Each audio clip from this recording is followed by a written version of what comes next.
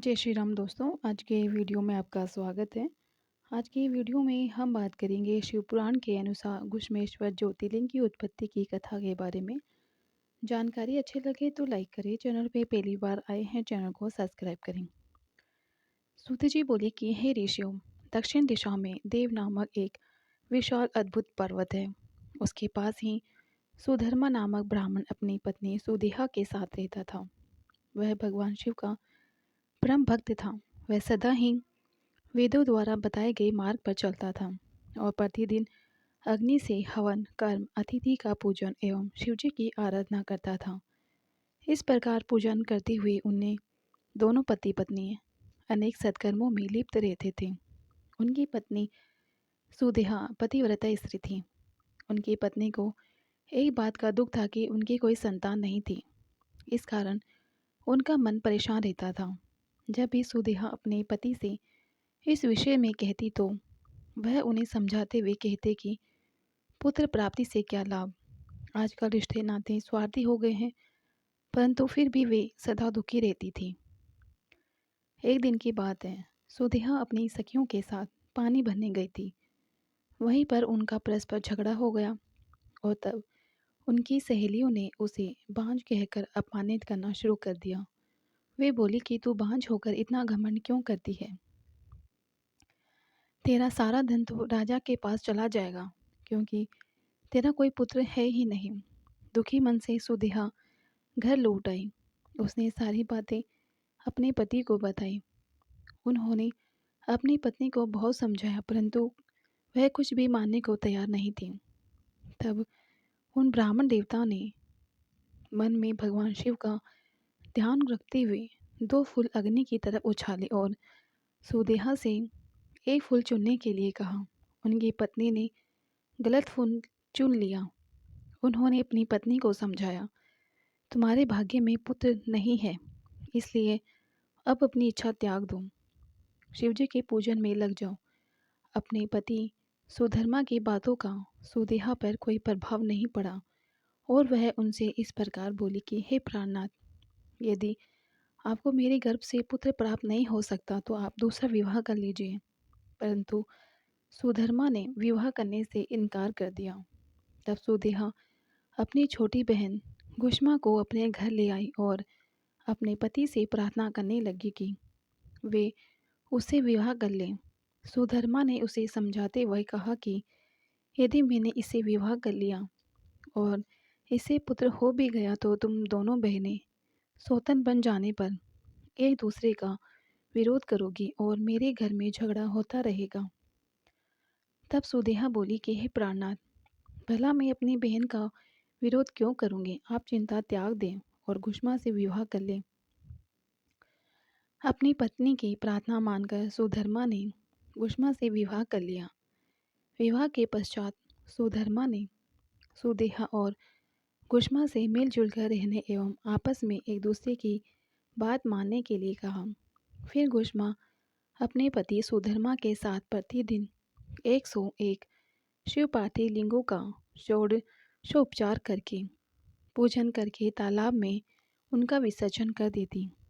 इस प्रकार जब उसने 1 लाख पार्थिव लिंगों का पूजन पूर्ण कर लिया तो शिवजी की कृपा से उसे परम सुंदर गुणवान पुत्र की प्राप्ति हुई।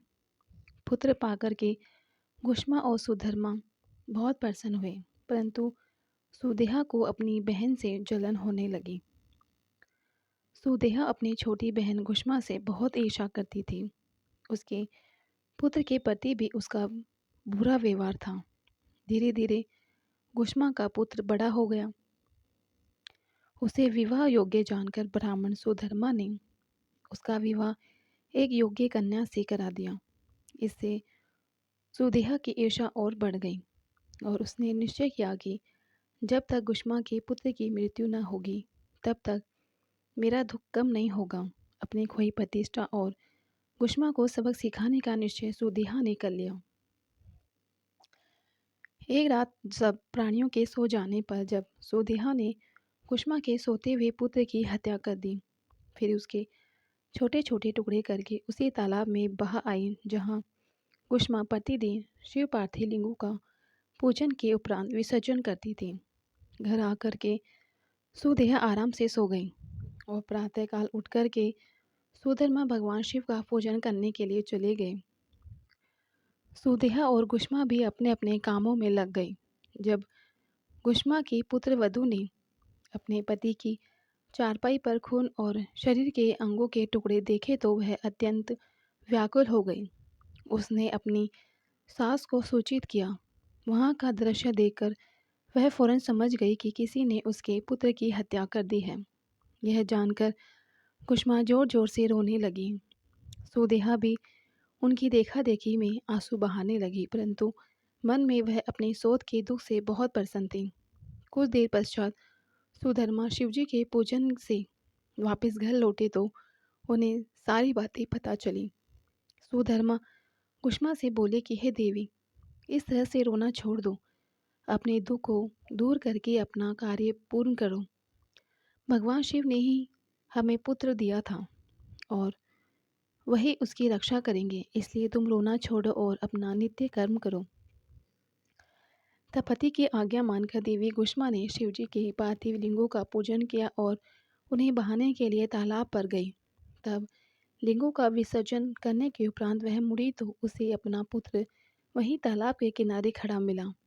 अपने पुत्र को जीवित पाकर वह बहुत प्रसन्न हुई और मन ही मन अपने आराध्य देव भगवान शिव का स्मरण करके उनका धन्यवाद करने लगी। उसी समय भगवान शिव वहाँ प्रकट हो गए और बोले कि देवी कुष्मा, तुम्हारी आराधना से मैं बहुत प्रसन्न हूँ। क्या वर मांगना चाहती हो? तुम्हारी बहन सुदेहा ने ही तुम्हारे पुत्र की हत्या की थी, परंतु मैंने उसे पुनर्जीवित कर दिया है। मैं तुम्हारी सोच को उसकी करने का दंड अवश्य दूंगा। भगवान शिव के वचन सुनकर देवी कुष्मा बोली कि हे नाथ, सुदेहा मेरी बड़ी बहन है, इसलिए आप उसका अहित ना करें। तब शिवजी बोले कि तुम्हारी सोच ने तुम्हारे पुत्र को मारा, फिर भी तुम उसे दंड नहीं देना चाहती हो। यह सुनकर कुष्मा ने कहा कि हे देवाधिदेव, अपकार करने वालों पर भी उपकार करना चाहिए। यह मैंने भगवत वाक्य पढ़ा है और मैं यही मानती हूँ। आप सुदेहा को क्षमा कर दीजिए। तब कुष्मा की बात मान करके शिवजी बोले कि ठीक है, जैसा तुम चाहती हो वैसा ही होगा, तुम कोई और वर मांगो। ये सुन करके कुष्मा बोली कि हे प्रभु, आप इस जगत का हित व कल्याण करने हेतु यहीं पर निवास करें। तब शिवजी बोले कि हे देवी, तुम्हारी इच्छा पूरी करने हेतु मैं तुम्हारे नाम से ही कुशमेश्वर कहलाऊंगा और यहीं पर निवास करूंगा। ये कहकर शिवजी ज्योतिर्मय रूप में शिवलिंग में स्थापित हो गए। वह सरोवर शिवालय नाम से प्रसिद्ध हुआ और इस सरोवर के दर्शन के बाद कुशमेश्वर लिंग का दर्शन करने से अभीष्ट फलों की प्राप्ति होती है।